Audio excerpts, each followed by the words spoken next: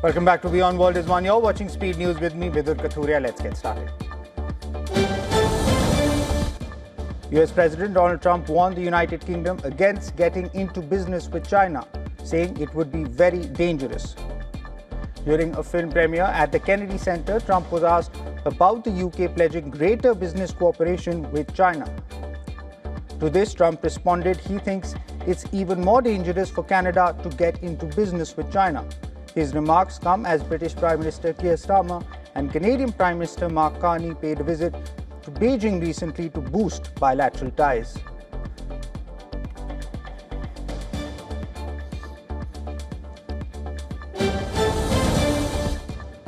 In a historic milestone, Taiwan has completed maiden underwater sea trial for first domestically developed submarine. This is in a project aimed at strengthening deterrence against Chinese Navy and protecting vital sea lanes in event of war. Taiwan, which China claims as its own territory, has made the Indigenous submarine program a key part of an ambitious project to modernize its armed forces as Beijing stages almost daily military exercises to assert its sovereignty claims.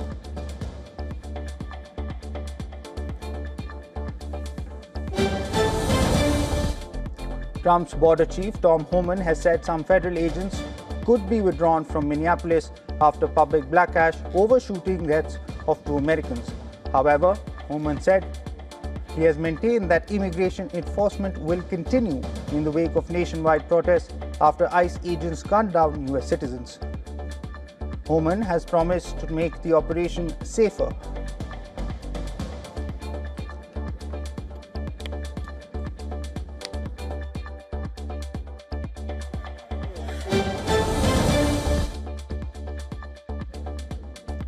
Minneapolis Mayor Jacob Frey called for an end to President Donald Trump's immigration enforcement surge in Minneapolis. This while addressing the National Conference of Mayors in Washington. Minneapolis has seen weeks of daily clashes between protesters and immigration agents, spiked by the fatal shooting of 2 US citizens during such confrontations. Minneapolis and St. Paul have been in a state of upheaval since Trump ordered some 3,000 heavily armed ICE and Border Patrol agents to the area to conduct a deportation drive dubbed Operation Metro Surge.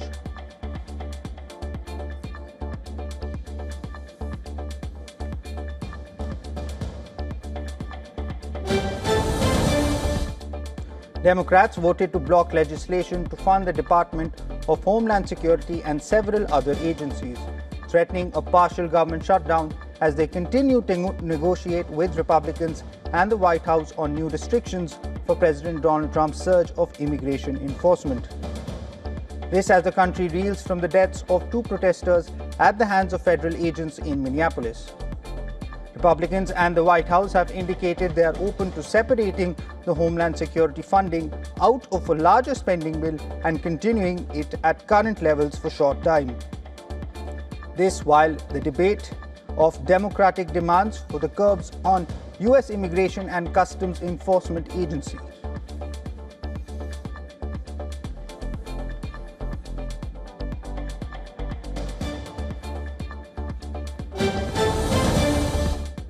US President Donald Trump said that Russia had agreed to pause its shooting for a period of time. Trump claimed the shooting could stall temporarily due to the extreme cold weather. Ukrainian President Volodymyr Zelensky said he expected the agreement announced by Trump to be implemented, adding that the coming days would show whether Moscow would abide by it. Speaking immediately afterwards in his nightly video address, Zelensky expressed his thanks to Washington for the initiative, which he described as halting Russian strikes on enemy targets.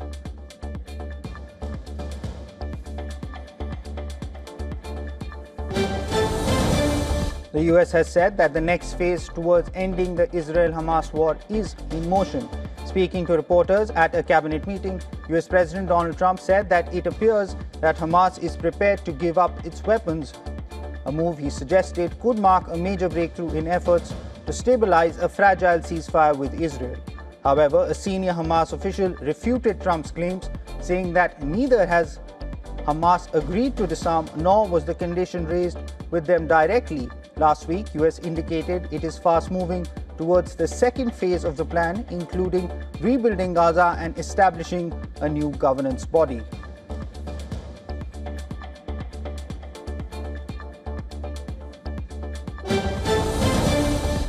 New Zealand has declined US President Donald Trump's invitation to join his Board of Peace. With this, New Zealand joins countries like France, Norway and Croatia in rejecting the proposal, though it said it will continue to monitor developments. Trump launched his Board of Peace last week, initially designed to cement Gaza's rocky ceasefire, but one which he foresees will play a wider role that concerns other global powers.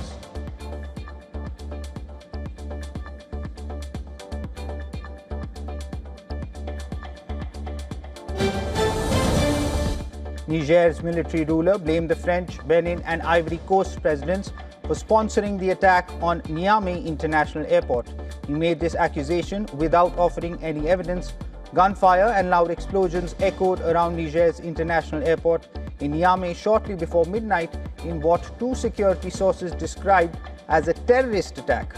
Military ruler Tiani has also vowed retaliation. This signals further worsening of the relationship between the Sahel nation, its neighbors he sees as French proxies in the region, and the former colonial power.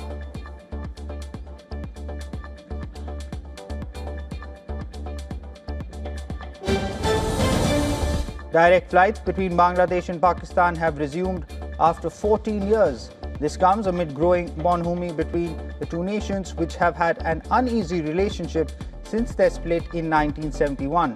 Direct flights between Dhaka and Karachi will now operate twice weekly. National carrier Biman Bangladesh Airlines departed for Karachi on Thursday, marking the first regular flight since 2012. The airline said their resumption would promote trade and commerce, expand educational exchanges, and foster cultural ties between the two countries since 2012. Travelers between Bangladesh and Pakistan had to use connecting flights through Gulf hubs such as Dubai and Doha.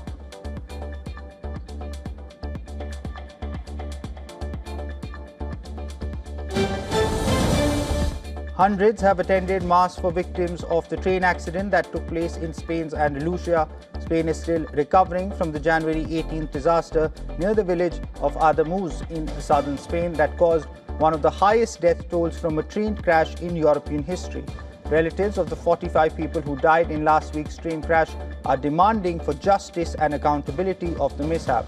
The government has been scrutinized over whether it has sufficiently invested in maintenance of Spain's vaunted railway system since the crash and other incidents that same week. This including the death of a train driver in Catalonia.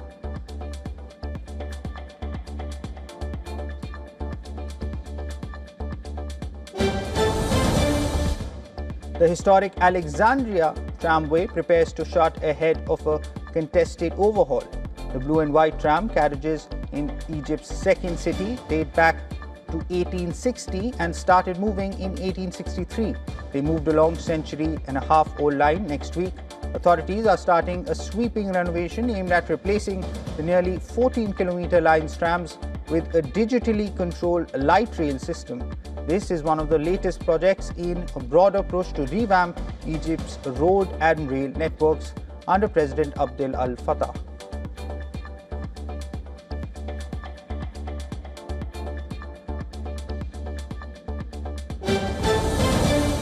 Japan has recorded a troubling new milestone in child suicide deaths. Government data shows that 532 children died by suicide in 2025, the highest number ever recorded and the second consecutive year.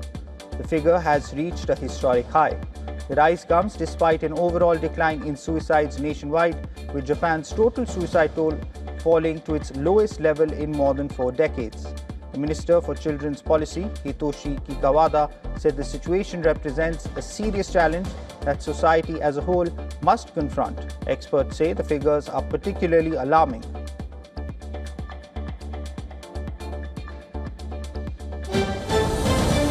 Heavy rains triggered deadly mudslides in Peru's Chanchamayo province in Junin region, leaving roads destroyed, homes buried in debris and residents stranded as machinery worked to clear affected areas. The disaster damaged various homes, cut off water and electricity services, and left victims pleading for blankets and food, according to Peru's National Civil Defense Institute. Between December 2025 and January 2026, the country has declared 519 districts in emergency due to intense rainfall. 167 roads were affected, 20 kilometers of highways completely destroyed, and 22 deaths recorded from the year from lightning strikes and landslides.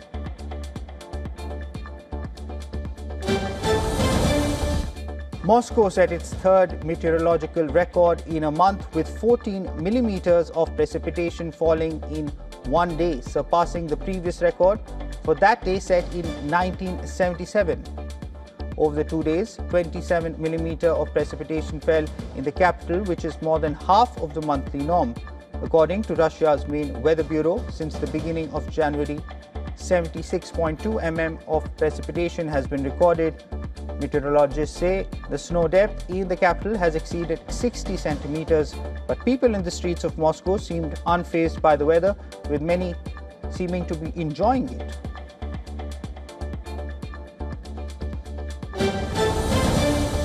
Argentina battled multiple forest fires around the town of Cholila in Chubut province as wind gusts and extreme temperatures threatened to overwhelm containment efforts.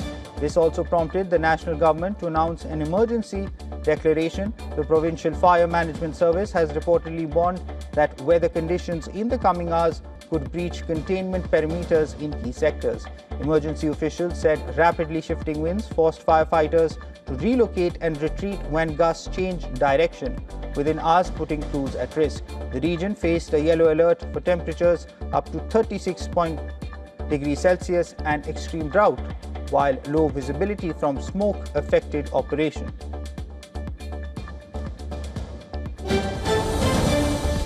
An adult northern elephant seal nicknamed Panchito, who has been monitored by marine biologists since 2020, appeared on Los Ayala Beach in Mexico. This prompted Mexican Navy personnel to establish an 80-meter security perimeter around the 3-meter-long animal weighing approximately 700 to 900 kilograms. Officials from the Federal Environmental Protection Agency inspected the elephant seal and confirmed it appeared to be in good health with no visible injuries or signs of mistreatment. They said the animal likely came ashore to rest, which is common behavior for the species. Experts say the seal's presence far from its natural habitat may be linked to climate change.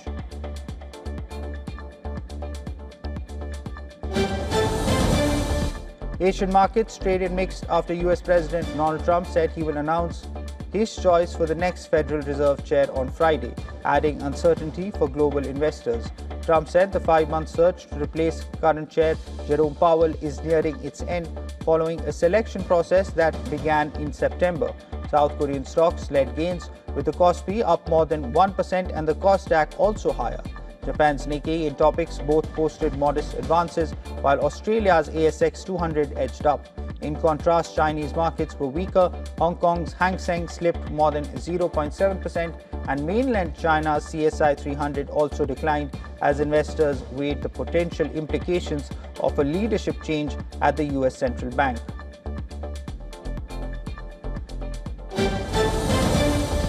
Gold prices slipped on Friday as the dollar firmed, but the metal is still on track for its strongest monthly performance since 1980.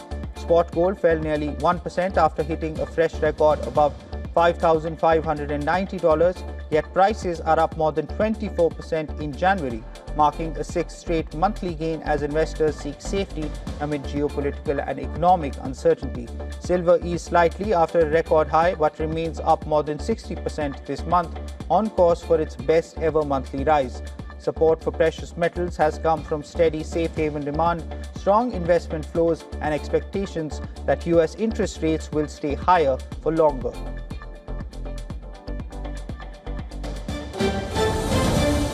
Oil prices hovered near multi-month highs on Friday as escalating tensions over a possible US strike on Iran lifted risk premiums in global crude markets. Brent crude hovered around $70.5 a barrel, benchmark set for their largest monthly gains in years amid geopolitical concerns. Investors are pricing in the potential for supply disruptions from Iran and threats to exports for shipping through the Strait of Hormuz, following warnings from US officials and retaliatory rhetoric from Tehran.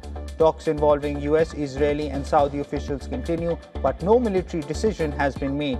Analysts expect any US action, if it occurs, to be limited and to avoid direct strikes on Iranian oil infrastructure. But the elevated risk outlook has boosted oil through the session.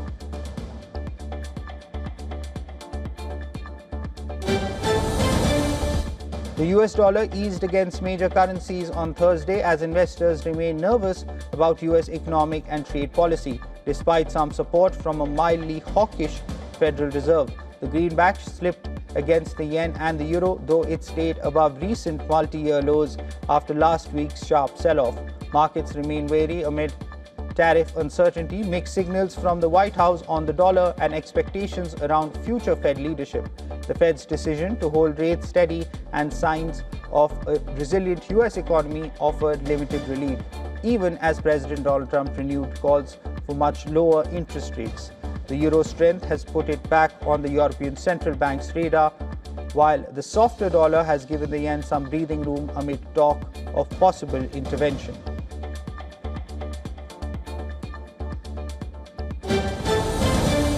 Nvidia, Amazon and Microsoft are in talks to invest up to $60 billion in OpenAI. According to a report by The Information, Nvidia is discussing an investment of up to $30 billion, while Microsoft is considering an investment of less than $10 billion.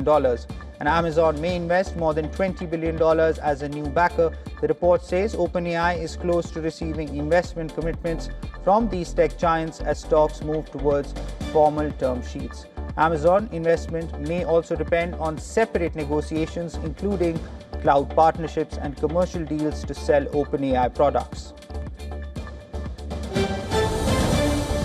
Alibaba's logistics arm is planning to merge its autonomous driving unit with Chinese robo-van company Zelos Technology, creating a new entity valued at around $2 billion. Under the deal, Alibaba will acquire a stake in Zelos, while Zelos is expected to operate the merged entity, which will be known as Kenyao Robovan. Alibaba's unmanned vehicle business under its logistics arm, Kenyao, will be folded into Zelos, with the new entity expected to run a fleet of more than 20,000 robovans. Apple has hired Sebastian DeWitt, the co-founder of iPhone camera app, to join its design team. DeWitt, who founded app maker Lux in 2016, has previously worked at Apple and contributed to projects like iCloud and Find My Phone. Before launching Lux, he also worked as a designer for companies including Sony, T-Mobile and Mozilla. Lux confirmed that Halide will continue to be developed independently, with the company releasing a preview of its new version, Mark III, featuring film-style camera looks.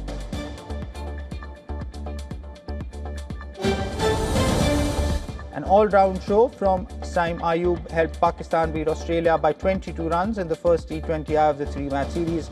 Ayub top scored in Pakistan's 168 for 8 with a 22-ball 40 that included 2 sixes and 3 fours. He then picked up 2 wickets for 39 runs as Pakistan restricted Mitchell Marsh's Australia to 146 for 8 in Lahore. The last 2 matches are on Saturday and Sunday, also in Lahore. Kannada film actor Mayur Patel has been booked by Bengaluru police after allegedly causing a series of road accidents. The star was driving under the influence of alcohol. According to reports, the incident took place near the command hospital area in Domlu. The actor's car, allegedly being driven at high speed, lost control and rammed into 3 to 4 parked vehicles. Several cars were damaged in the collision. The police have registered a case against the actor and are investigating the matter. US singer Chris Brown appeared at a London court for a brief hearing that ahead of his assault trial scheduled for later this year. The R&B star faces charges related to an alleged unprovoked attack on a music producer at a London nightclub in 2023. Prosecutors claim Brown assaulted the producer with a bottle, causing serious injuries. The singer has denied the charges, including attempted to cause grievous bodily harm. Brown was arrested last year in Manchester after returning to the UK for the first time since the incident. The Delhi High Court has rejected a defamation suit filed by the Indian Revenue Service officer Submarine. The complaint was filed over his alleged portrayal in the Netflix series The Bads of Bollywood. The court ruled that it lacked territorial jurisdiction to hear the case and ordered that the complaint be returned to Wankhede for presentation before a competent court. The court also granted him the liberty to refile the case under relevant provisions of the Civil Procedure Code, declining to examine the merits of the defamation claim at this stage.